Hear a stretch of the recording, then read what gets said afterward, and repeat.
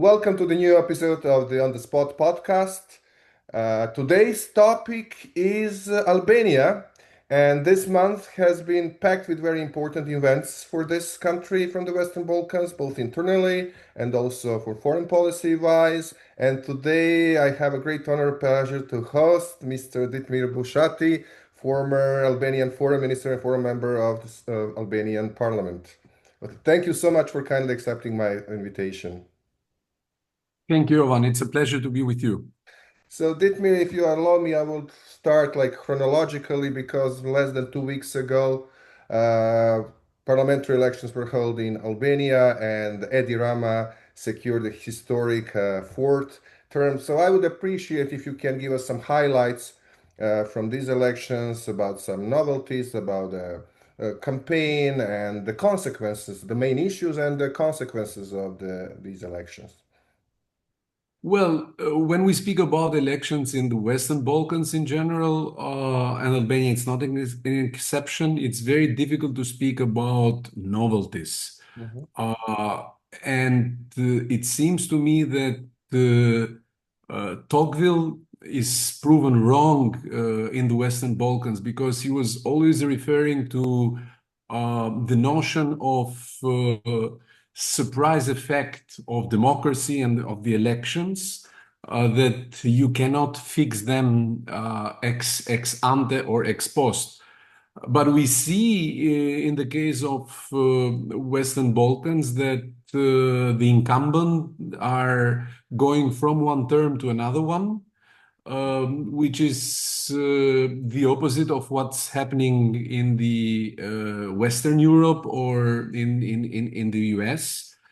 Uh, and we see as well that even in those cases where there is a political change, a political rotation, you don't have surprise policies and new beginnings and inspirations.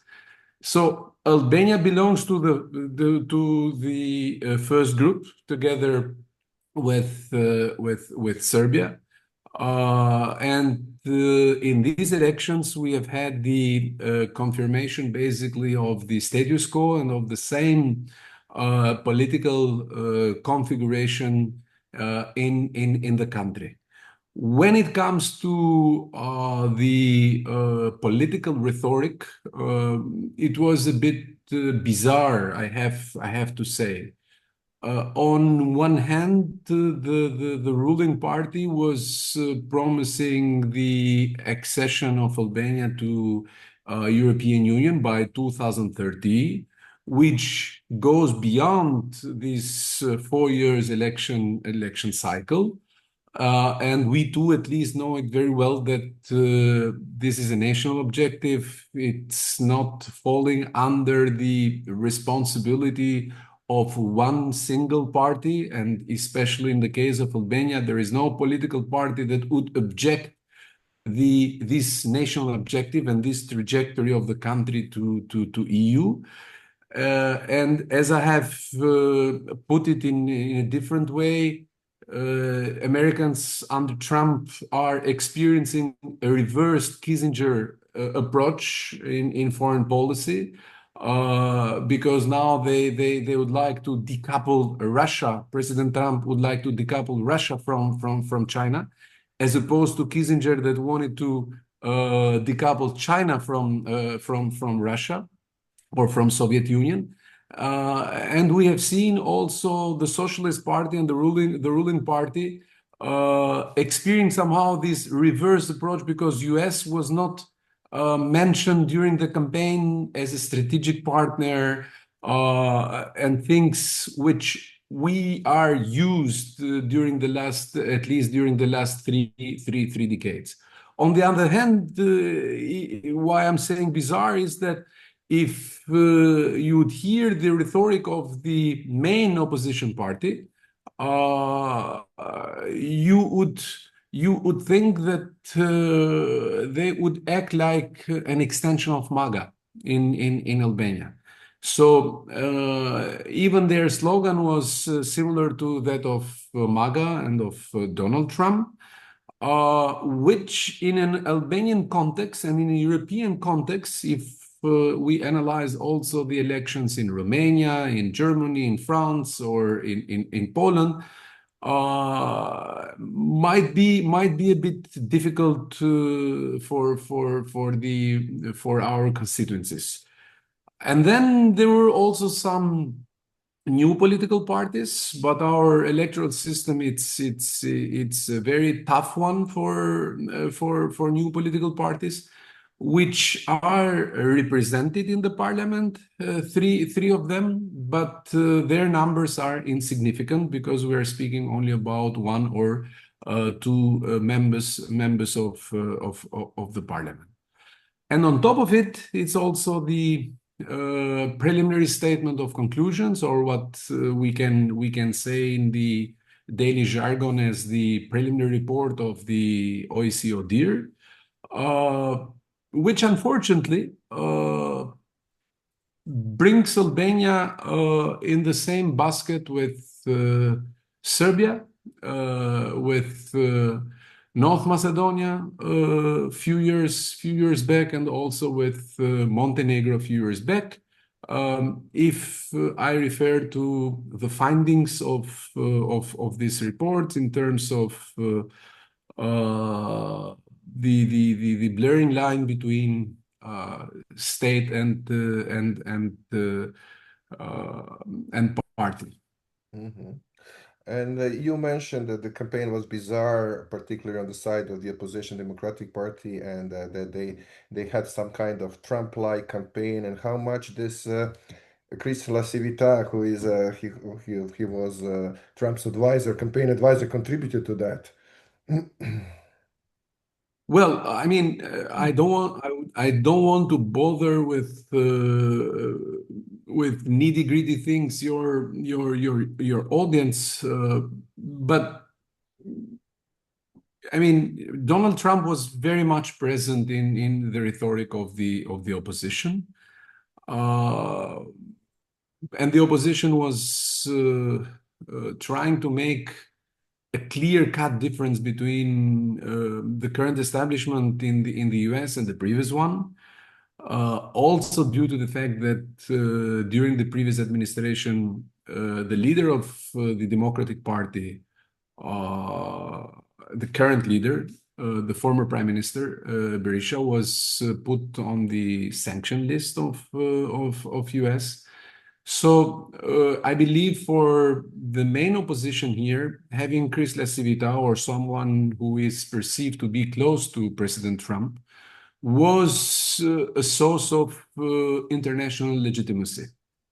But on the other hand, our electorate is more, I think, mature than it used to be 20 or 30 years ago. Of course, in Albania, US plays an indispensable role.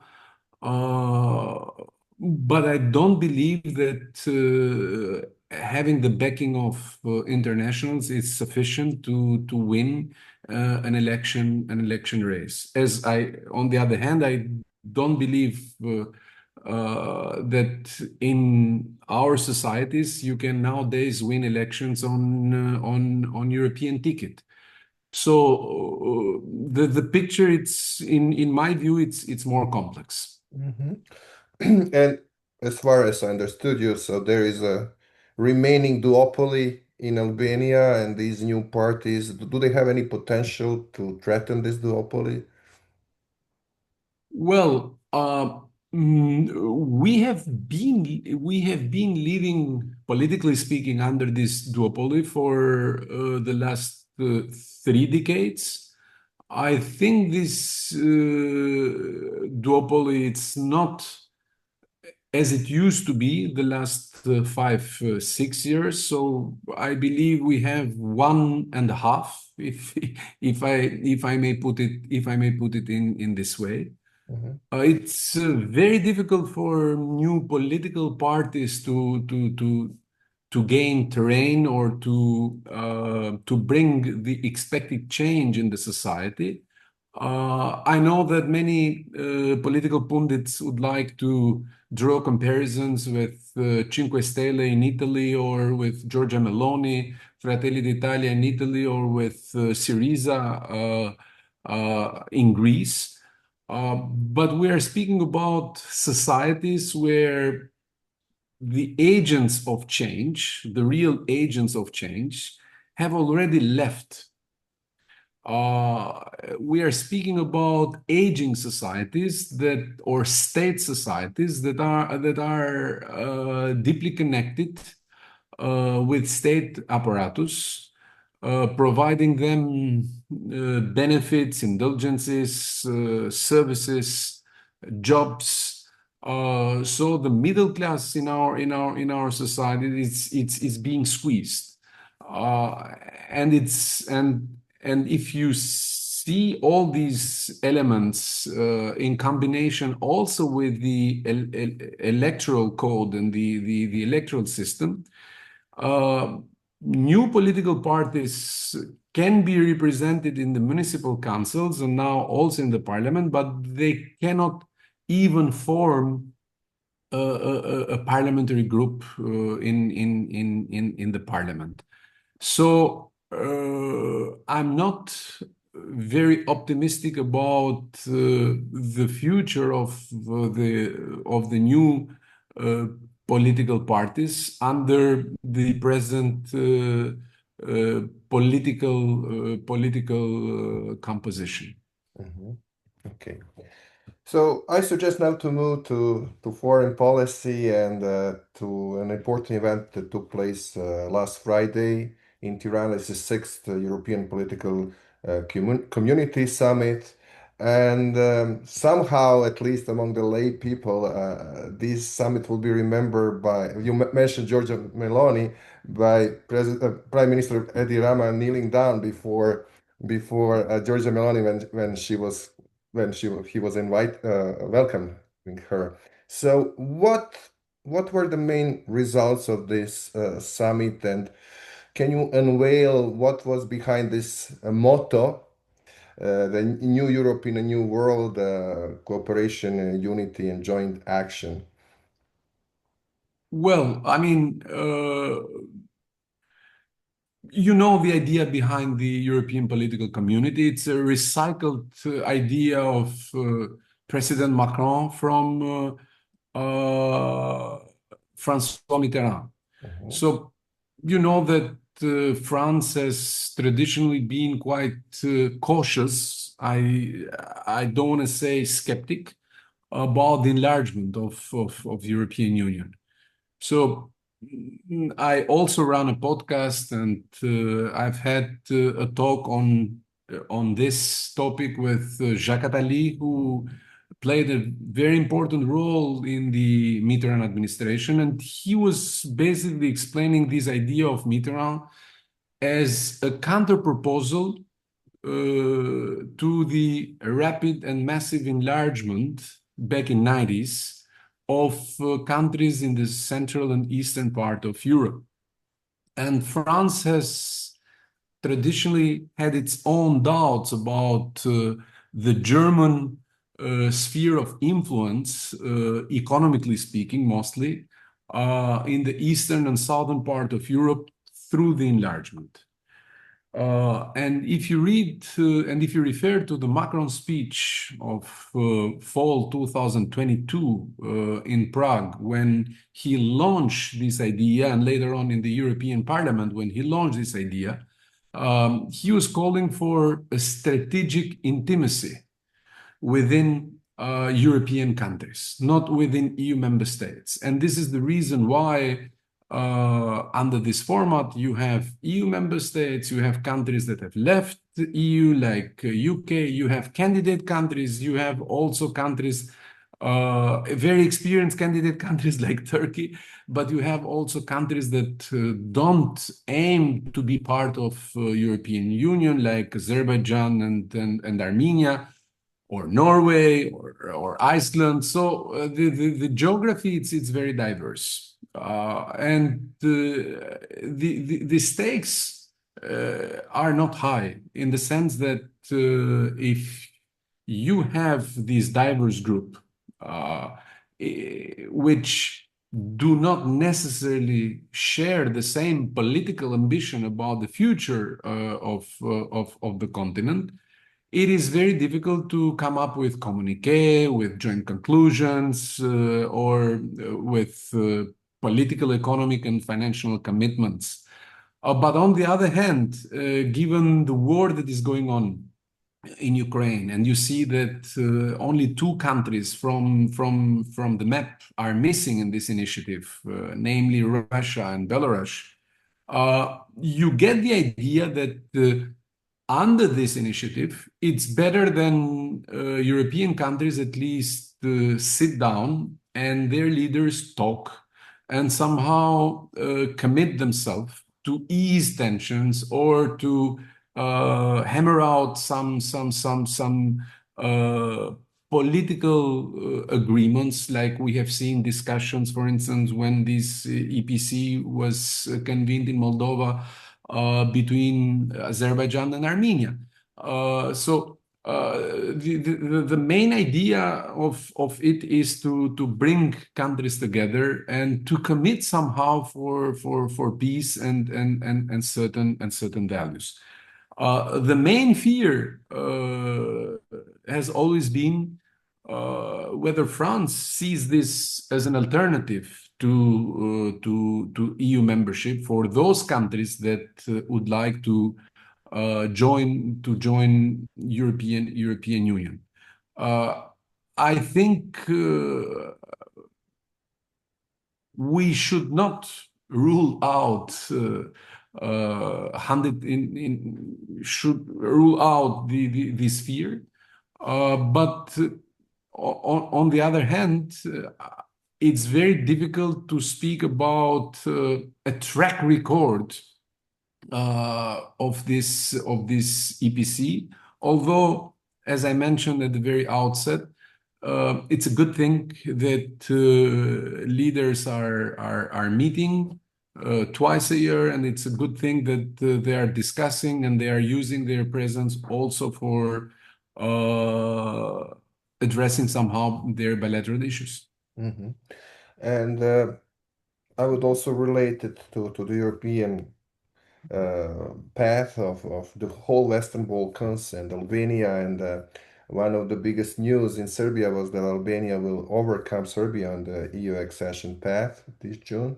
So, how do you assess this process, and particularly also Albania's path, and how realistic is to fulfill the election promise at Irama to become a member in 2030? Well, you know that the geopolitics, it opens up the door, but it cannot make the homework, if I can put it in this way. So there are two elements. There are two elements in this process and three actors, I have to say. When I refer to the elements, I have in mind the geopolitical track, but also the reforms track. So building Europe home. Whereas with the three actors, I have in mind the candidate country that would like to join, European Commission and European Union. To be honest, in the case of Western Balkans, I think 90% depends from the European Union. And 10% is the part of the reforms that we have to deliver. Anything right now, I think it's better than the status quo we are living in the region. Politically speaking, of course, Albania is closer to European Union because our alignment with CPSP, common positions on foreign and security policy, is 100%. Our trajectory, it's clear. The political destination is clear. There is no argument, there is no dispute, there is no second thought on that. Economically and socially and institutionally, that we are on that path. And this, of course, depends from EU, but also from us. We have seen two schools of thoughts in the past. There is one school of thought that believes that Serbia is the key state in the Western Balkans, is the biggest country. Still, it has to deal with its neighbors in order to, let's say, address all bilateral disputes. And Serbia's accession can act as a catalyst also for other countries in the region. And I remember when I was in office, I was complaining a lot about this Serbian-centric approach of Brussels. Then there is also another school of thought which I have advocated when I was in the office, and I still believe it might work. Whether Serbia can be surrounded by success stories, by true success stories. So I hope, and I hope I'm right, that if Montenegro and Albania joins European Union, this could have a replication effect psychologically, first and foremost, also for citizens in Serbia, because they would say that now our border with Montenegro, it's not a border with Montenegro any longer, but it's a border with European Union. And the same holds true also in the case of Albania. So with Montenegro. So, but in order for that to happen, we need to be assured that European Union is fully on board, because speaking about front runners, it's not very satisfactory for someone like me who has experienced this process from very, very different angles, as a civil servant, as a civil society activist, as a parliamentarian, as a minister, as a politician. So I remember vividly well 20 years ago, immediately after Thessaloniki, we were considered to be front runners with Macedonia at the time. Then it was Serbia and Montenegro. I remember very well in the enlargement strategy of 2018, when Commissioner Hahn was spelling out the fact that by 2025, Serbia and Montenegro might join the European Union. We were so furious, including myself. Then we were coupled with North Macedonia immediately after they signed the Prespa agreement. At the first moment, they thought that they are more advanced than us. Now we see that we are put in more or less the same basket with Montenegro. So the point is that if we analyze the previous rounds of enlargement, we know it very well, and I'm sure you would agree with me, since you have a family connection with Poland, that Poland was the key state, and Balts they were complaining because they had to wait for Poland to be ready for the membership. But there was a clear commitment coming from European Union. There were clear deadlines. It was the so-called Agenda 2000 that European Union was tasking European Commission to prepare for the enlargement of Central and Eastern European countries. In our case, I think this is much more doable and swallowable, because we are speaking about Western Balkans 6 in terms of size, in terms of economy, in terms of population. I mean, we do not pose any threat to European Union. But why we are important for European Union, the single message should come out from us. It's not coming yet. I mean, as a region. And in this respect, I would like to avoid similar situations we have faced in the past. So I don't want to end up in the situation where European Commission comes up with a recommendation, as it has been the case of Albania, and then the member states are blocking this recommendation, or member states are asking for peer review missions.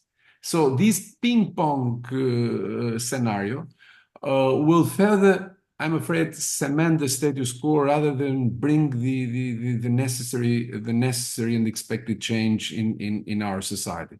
Whether 2030 is doable, yes, we are smart people in this region. We are the underbelly of European Union. We are surrounded by EU member states, Italy, Greece, Slovenia, Croatia, Romania, Bulgaria.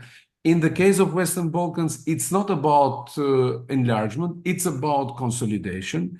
It is true that Russia is playing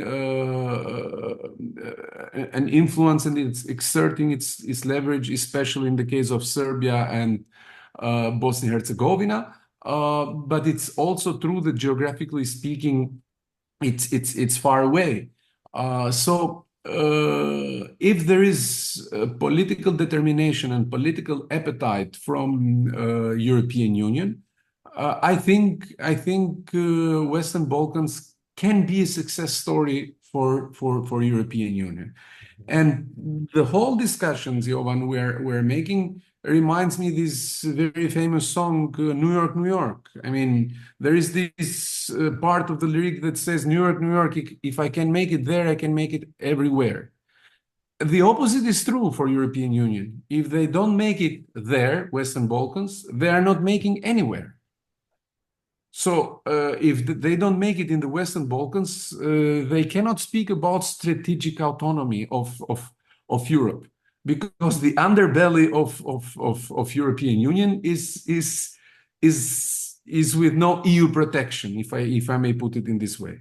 If they don't make it in the Western Balkans, I mean, they cannot offer to Ukraine, Moldova, and possibly Georgia a failed accession template.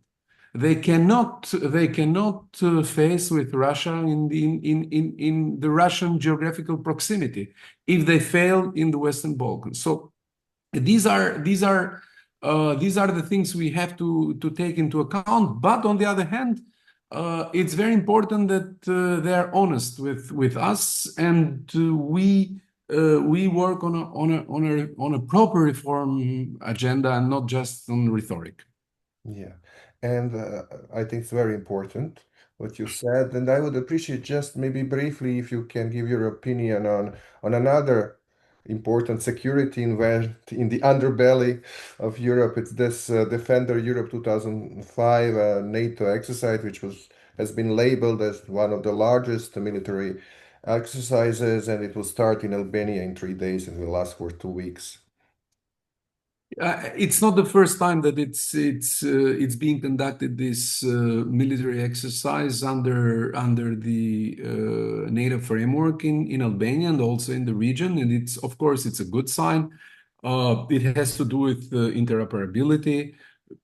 It is also helping the countries in the region to interact with each other, and this is happening also a few days after the Hague summit of NATO. And I think this is the most important event of the year for NATO, because, and I thank you for asking this question, because it allows me to go a little bit deeper into this conversation. So why this summit is important? Because we have a new president from the US, and we have to see first the content of this summit, whether it's a continuation of the summits in Estonia and Washington that took place a year ago and 2 years ago, or there will be a different approach in relation to Ukraine. For many summits, and I don't know for how many years, the issue of a possible membership of Ukraine and Georgia has been on and off the table, has been on and off the communique of summits. Uh, but last 2 years, since the continent is at war, since Ukraine is at war, Ukraine was the main issue, the main dish, if I may put it in this way, in the discussion. We have to see. We don't know yet. There are many speculations and theories that since US it's not particularly amazed by the fact that one day Ukraine might join NATO, this issue might be off the table. We don't know yet what would be the pledge, the defense pledge of NATO member states when it comes to the future of the organization. Uh, as far as I see, the focus would be on ramping European defense spending, on building up transatlantic defense industrial base, and on pledging also member states on a 5% of GDP on defense spending, and this would be 3.5 on hard targets like military, ammunition, artillery, and 1.5 on cyber defense and things like that. And we should not forget that only a few years ago, before the war in Ukraine, it was President Macron who was labeling NATO as a brain dead organization. So now, I mean, when in the Wales summit in 2014, President Obama and US was insisting on this 2% ceiling of GDP on defense spending, many member states were skeptical about this target. And there were even leaders who were questioning the raison d'etre of NATO, of the organization. Now we are moving towards 5%.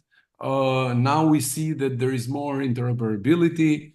And now we see that NATO's presence and in our region continues to be indispensable. Well, Ditmir, thank you so much for your deep insights and even more for the important messages you sent. And I wish Albania and the whole region, Western Balkans, to accelerate your European integration process and to join the club as soon as possible. Thank you, Ditmir, again for your time. Thank you, Ivan. It was my pleasure. Thank you.